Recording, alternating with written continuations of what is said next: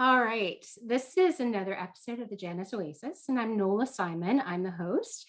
Today, I've got Rob Baker on the show, and he is the author of Personalization of Work, and he is also the founder. And what do you call yourself? The chief disruptor?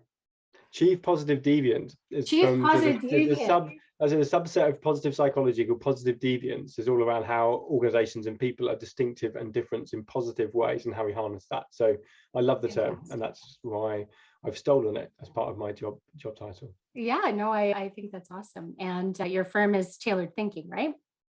Yeah. And the reason that I've invited Rob is that I am fascinated with this whole concept of personalization. I really do feel that it's going to be the future of work. We personalize everything. We personalize Netflix. We have personalized recommendations. We get shopping recommendations from Amazon. Why not personalize our work? And Rob did a TED Talk I came across, and we're connected on LinkedIn. We have chats here and there. So he was kind enough to join me because I'm fascinated with how job crafting can really be employed to help people actually do work better and to do it in a way that's actually going to help them thrive, because there's a whole wellness aspect to that. And also, he's launched something that he's called the Job Canvas, which helps employers really co-create a job description that's reflected and personalized to the individual person. So I'm going to ask Rob to start with explaining what job crafting is, because I know it fairly well, but there's much more to know, and he's definitely delved into it. So let's hear it from him. And thanks for the opportunity to speak to you, and thank you for our little LinkedIn chats, as you mentioned. I really appreciate and value them, and also how you described the canvas and other things that we might talk about are really nicely and succinctly done. I'm going to steal from you maybe into how you encapsulate some of those ideas, because sometimes it's nice hearing them from other people talk about them rather than hearing about them yourself. But job crafting, so what is job crafting? If you explain to someone. So job crafting is around crafting and personalizing and tailoring your job. Generally, people do this in small and subtle ways to make it a better fit to you as an individual. So if you think about, I often talk to people about imagining their job a bit like a suit jacket that you might buy. And for some suit jackets, you're able to take them in. You could take them to a tailor, or even some shops enable you to do this and say, before we give you the jacket, we can take the sleeves up for you or make it a better kind of fit to your individual dimensions. And what you're doing with job crafting is the same thing to your job. So you're not, again, if you think about a jacket, you can't change the fabric of that jacket, you can't change the style of it. That's fixed. You can make the dimensions better fit for you as an individual. You're doing the same with your job in job crafting. Is you're not radically redesigning your job. You're not setting fire to person descriptions or role profiles. What you're doing is making your job a better fit to your strengths, your skills, your personal interests. And we can dive into this. There's a compelling kind of avalanche of data and research that shows that when people feel there's a good fit between themselves and the work that they do, there's benefits for the individual in terms of well-being and performance, there's benefits for their colleagues, and there's benefits for the organization. Yeah. And I found it was funny because it was almost like when I came across job crafting, I think actually it was an Adam Grant book where I found it originally. He did like a small little thing about a 20-year-old survey, but it helped me put words to things that I had already done. So I used to have this friend, and she was incredibly smart, but she had a real tolerance to do busy work much more than I did. And we used to have to do these like lists of transactions and make sure that there were no duplicates. And I hated doing it. Like, it's just a waste of my talent, and it's just work that drives me bananas. But she loved it because she would get in the zone, and she found it meditative, and she was a real achiever, so she could check a box. So I procrastinated on that task so much, so we ended up trading off. She would do my transactions, and I would do like writing newsletters or like creating like different things that I found more suited to my skills that would help her as well. So we did templates and we did different things, and we would just trade off. And it's just when I found the whole description of job crafting, it's, oh, that's essentially what we were doing. Yeah, right? Absolutely. And you're ahead of your time. So there's been work, and I don't know if Google stole from you, but one of the things that Google had done, so Amy Wisniewski was done some work called, they call it kind of task swapping. So exactly what you're saying. So getting people to actually think about what you're good at, what you enjoy doing, and how you can reallocate those amongst the team. So again, you're not getting rid of the task. You're just saying some people find those tasks more engaging Yep. than others. And I was with a team recently, this was last week, and who work in human resources. And there were some people within that team that were saying, I really like doing disciplinaries and employee relations issues. I enjoy the investigation side of it and collecting evidence and that side of things. And the other people that were saying, there's nothing kind of that fills me with more dread than doing that. I find it very negative in terms of the approach. And yet they were both, everyone was equally expected to do these tasks. And then they had this aha moment. It was like, why don't we actually reallocate this stuff? So the person who loves doing it and is good at it does a bit more of it than the other people. And I think that flexibility in terms of our thinking about how we do tasks is something that we're not very good at traditionally within organizations. We don't create the space or the encouragement to do that. So you did that, I imagine, the proactivity. So you'd done Oh that yeah. without being told to do it. You probably did it even secretively a little bit without kind of, in Oh case your yeah. manager Yeah. told you Yeah. not to do it. We found it Yeah, much better to ask forgiveness than to ask absolutely. permission. You never got the permission. So And if you look at job crafting and you survey people, you'll find people will be crafting their jobs. So that when I describe this idea of shaping and personalizing, a lot of people are like, yeah, I do that. yeah. And the research says about 40, if you survey people, you might get 40% of organizations actually saying, yeah, I recognize I do that pretty regularly. But you'll also find that they tend to do it in secret. So they don't actually tell other people about it. So yourself and your colleagues would have that you swapped would have benefited from it. But actually, maybe there's some other colleagues that could have benefited from it as well. Or it would have been even better for Yeah. you to do that with the endorsement and encouragement of your manager rather than doing it by yourself. But you know what we did? This was a really hard one to get away from. Yeah. And it persisted and everybody had to do it. And like you said, there are people who hated it, people not. And the management's response was really, we're going to create a list and we're just going to harass the people who just don't do it. And so if you ended up on the list, then it's like, okay, crap, I got to do it. Yeah. So I'll get it done. But the solution really was when we started having all these innovation challenges, management actually started asking for things that could eliminate a whole lot of work and add to cost savings. And so it wasn't really until AI and technology caught up with this that they could create scripts to actually automatically get rid of all these duplicate transactions and just close them off. And it took 10 years of us creatively like job crafting and just avoiding it and coming up with different solutions. And then this innovation challenge, it was fixed within 3 months. It was the best thing ever.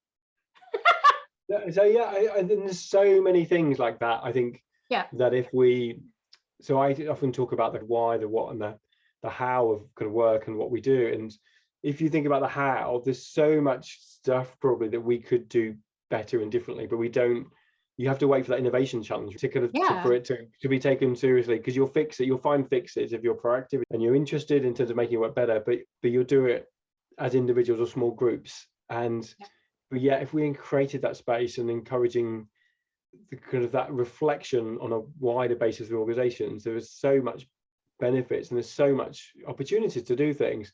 But I think people are just, there's lots of reasons why they don't happen. It just doesn't. So that's what I'm trying to do in terms of, and it's great that we connect and we talk about these things, is just trying to spread the word and saying, look, this is something that rather than be hidden, rather than being something that you're kind of worried about, actually let's tap into the ideas that we have within the workforce. Yeah. And that's where I come to it from, like a thing about hybrid work. And it's like the autonomy and the flexibility and the ability to own your tasks. I think that's just a healthier thing. And you're actually tapping into intrinsic motivation so that when you come to work, you're doing the work that you choose to do, that you thrive at doing. And how can we actually make that and use that to make all of the work a better and healthier place? And that's where I come to the concern about wellness.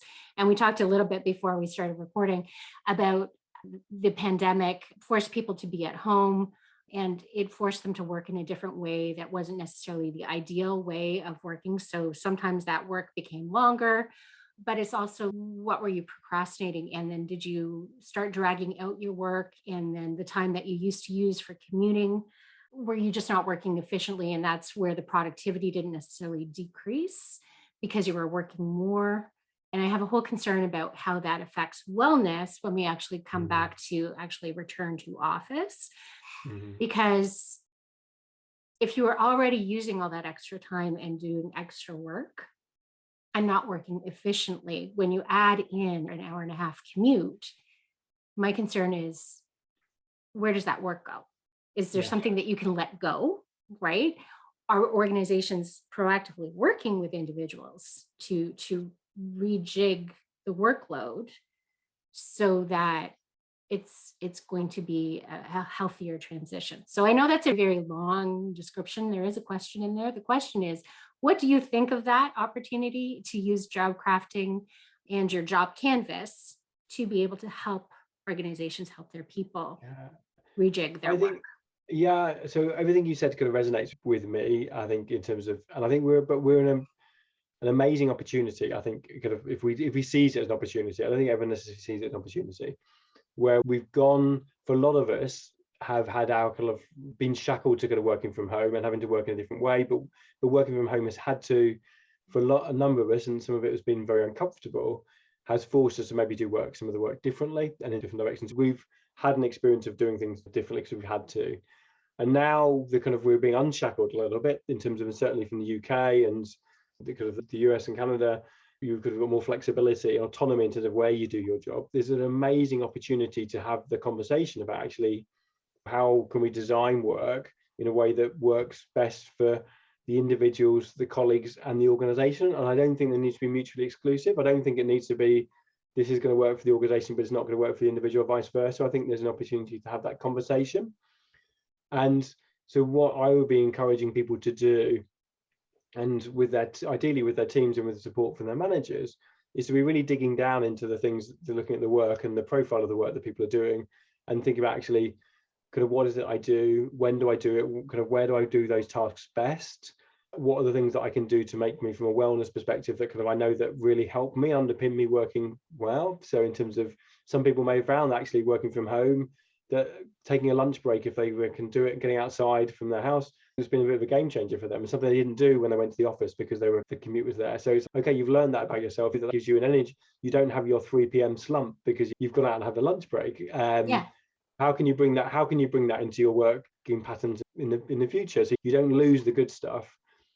And then also, if you don't lose good stuff, you build on it. And there's also bad stuff from terms of potentially from the hybrid stuff, maybe missing face-to-face connection in terms of certain meetings, and that our ability to connect with people informally, maybe, or in certain meetings to throw ideas around more informally, which is easier to do for some people than doing it over things. How can you say, right, how can we capitalize on that? So there's something that's not working, how can we make that better? And so I do think there's an opportunity to get the best of both worlds, but you need to be open to that opportunity, I think, in terms of organizations. And I think there's a temptation I'm seeing in the UK, and certainly from the data from the US. I'm not so sure about kind of Canada, but I'm sure you probably wouldn't be too far out of step, where there is a temptation of saying we're going to go back to the old, we're just going to go back to what we know, which was the old ways of working. And then, as you're saying, you've got the challenge there. There's a kind of connect, people trying to plug in ways of working and productivity that are now out of step, as it were. I recognize that problem, but I think it's fixable. And I think all you need to do is create the space and the opportunity to try and do things differently. And I think that's where working with people like yourself, to really, you can capitalize on hybrid working to make it work. Yeah, exactly. And that's the thing, because you're rejigging it and because you're looking at it from the very highest levels of the organizations, it's not just being done at like the individual team levels. You're rejigging and you're planning like strategy to incorporate the hybrid or remote going forward.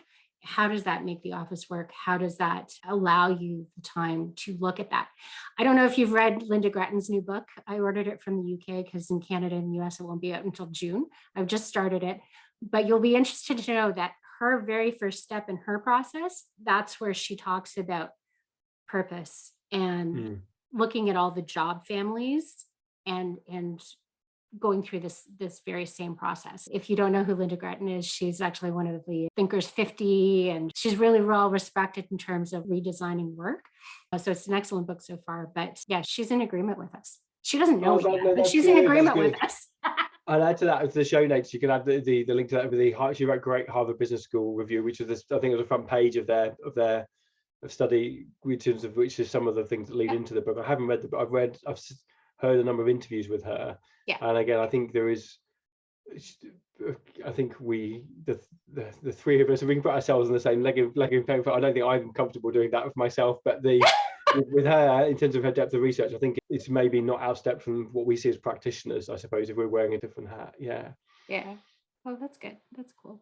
So your job canvas allows like HR and managers to really sit down with the individuals in teams to really Yeah. craft, and it's a living document. So you look at it once or twice a year to Yeah. make sure that the goals of the organization, the team, and the individual are all updated to make sure it's in sync. So essentially, the person is going to be doing what is going to help them be successful, help the team be successful, help the organization be Yeah. successful. So can you talk a little bit more about the job Yeah, canvas? sure. So thanks for mentioning this. And this is something that's I've been tinkering in my garage. I'm not kind of a tinkerer in a garage, but my kind of my worky like a theoretical garage for about 3 or 4 years, just in terms of and I've been testing it out with clients who have the opportunity of refining it. And so fundamentally the reason I was exploring this job canvas was that I've had a frustration with job descriptions, in the Mm, fact that as an HR practitioner, and as someone who gave them to other people, and someone who actually also had one themselves, and the fact that they tend to box people in rather than necessarily set them free. So it's they're out of date as soon as you've written them. They don't necessarily add value to the person or the organization, apart from maybe from a remuneration check-in occasionally or for recruitment. And they don't necessarily reflect the current roles, and also didn't talk about purpose or values in the majority of times. It talked about what you did rather than why you did it. And right. yet again, the research shows that when people discuss the why, that's the thing that actually lights them up and brings that idea of intrinsic motivation that we've talked about before. And so the canvas was something that, and I'd seen a few of these when I was developing my business, in terms of developing strategy and business and value propositions, where they're saying actually a canvas is something that's not static. It's something that's kind of continually iterative and developed and evolved. And so I was thinking, could I bring these ideas, when I first came across these canvases from a business perspective, I was saying, can you bring these ideas to a job? And it turns out you can. So I've developed, there are 9 different kind of elements of the role, of which the center is the core value and purpose. And what you find is that when people complete the canvas, it gives them a bit of a 360 review of how they do their job, and they think about the component parts of it in a way that often you're doing job without the work that you do without realizing it. This idea of a fish in a goldfish bowl, kind of not knowing Mhm. that they're surrounded by water because they're just immersed in it all the time. They don't think about it. Yeah. And it's the same way with our work. We just do lots of things on autopilot. And so getting people to complete canvases gives them an insight to how they do their job and the important parts that they do. But it also then gives the managers the opportunity to actually see how other people see their jobs as well. And sometimes the manager's perceptions of the job are slightly different from the individual's perceptions of the job. And there's no one's necessarily right or wrong, because everyone has different roles. But it's really that kind of insight where you're saying, oh, okay. So again, a recent example from, because the HR team did something recently to them. So one group within the HR function was saying, my customers, for the senior leadership team and the customers of the business, that's what I'm here to. That person was actually, a lot of their tasks were very strategic. That's how they saw things in terms of being business orientated. Yeah. Someone else doing exactly the same job saw their key customers and employees, and saying, actually, I'm here to enable and encourage employees to do great things to support our customers. So both of them are right in terms of their role, but they saw their job differently. And what the manager said afterwards, which was really interesting, is that he couldn't put his finger on why they operated in so different ways. And one of them had great kind of feedback from employees, and some people didn't. Were wondering, from had great feedback from their leadership kind of group, and they didn't understand kind of quite why. And then just this exercise really made it really simple. So they just saw their key customers, the priority, as being different. So that's generally where they spent their time and their energy. Yeah.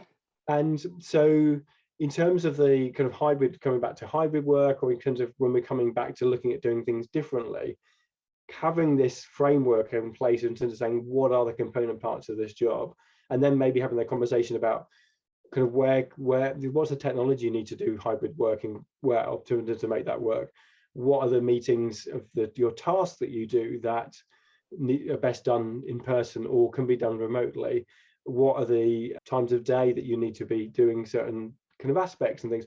Having that holistic view enables you to kind of design and shape your job to maximize the opportunities that hybrid working kind of presents Yeah, itself. exactly. And that's really where I find there's a huge opportunity for that, because there needs to be transparency. And what other way to be most transparent about how you're actually making your achievements to actually break down the job description on a regular basis. Personally, I always found job descriptions to be limiting, Yes. because I was in my job for an awfully long time. I worked the same job at various different levels over 16 years. And so by the end, when I left, it took 14 people to replace me. There wasn't one person who could do everything that I did. I can And believe I it, was Nola. told Yeah. so often, just stay in your lane, that doesn't concern you. And it's just like, okay, it doesn't concern me, but it could help. Yeah. But I got no reward from it. People would recognize that some of the stuff that I did was valuable, but there was nothing to tie it into what my actual job was.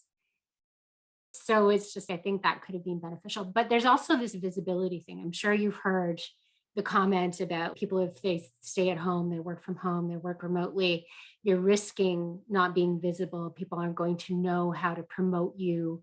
You're sacrificing opportunities at the water cooler to have people get to know you.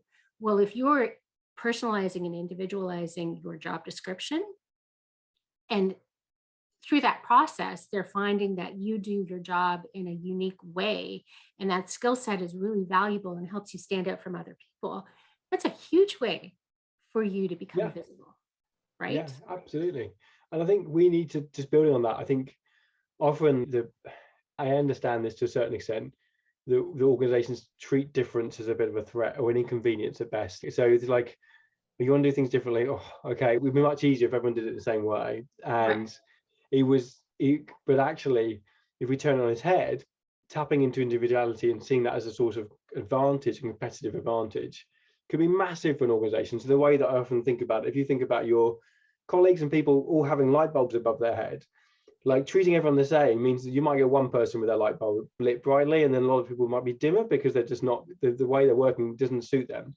Yeah. So, but wouldn't it be amazing if we found ways of working, and it's not difficult, to light everyone's light bulb up just a little bit more energy? They've got that intrinsic motivation, they've got the discretionary effort they bring to the job, and all it takes is to recognize and value them as individuals. It's not, Yeah. and I think there is this perception, I think, often with organizations, that it's going to be difficult, it's going to cause kind of problems having a diversity of people. And Henry Ford, who took it, was around, one of the quotes he said, and I kind of researched this when I was looking at the book, said, why is it when I want a pair of hands I always have a head attached to it? Like, his view was very much, I just want someone to be able to do the work, I don't want someone to think. But I turned that on his head again, saying, what if you could just think about people's heads, like just tapping into that and actually take advantage of people's thinking, and by just recognizing and valuing them as individuals. Yeah. I think that you recently shared on your feed, I'm not sure if it Yeah. was you or Chloe, but it was about Henry Ford and the black car. Yeah. Initially, when Yeah. cars Yeah. were released, you could only get black.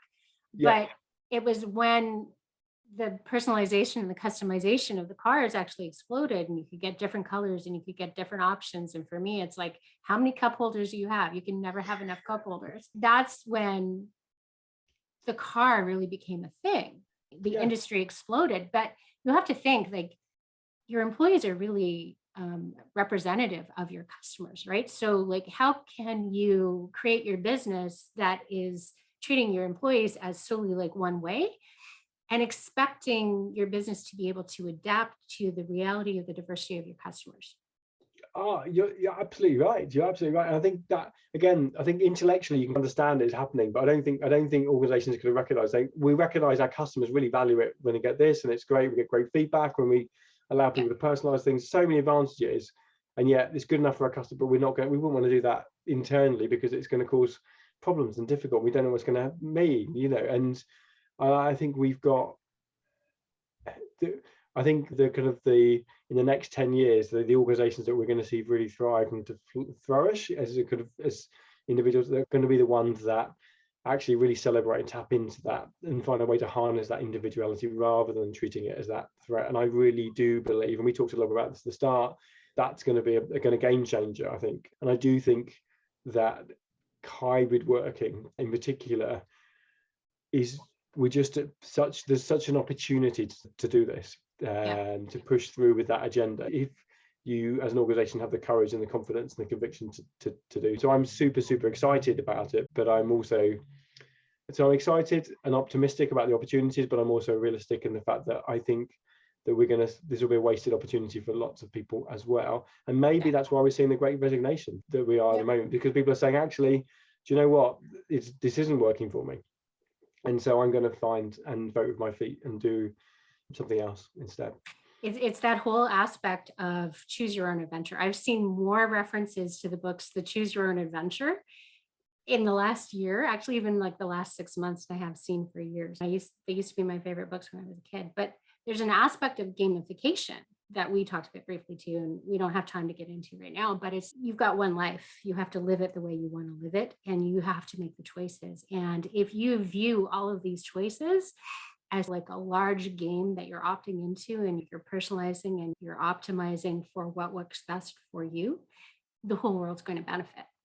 So your mission, should you choose to accept it, is to embrace personalization. So I think we can't end this on a better note unless there's something else you wanted to add. No, I think that would be right. So the one thing I often leave people with a challenge in terms of saying do job crafting. So the one thing the research shows that job crafting tends to be small. When people do this as 20 minutes a day or an hour a week, and the people who are successful at job crafting really tap into things that they enjoy doing, and as you're saying, that make their life fulfilling.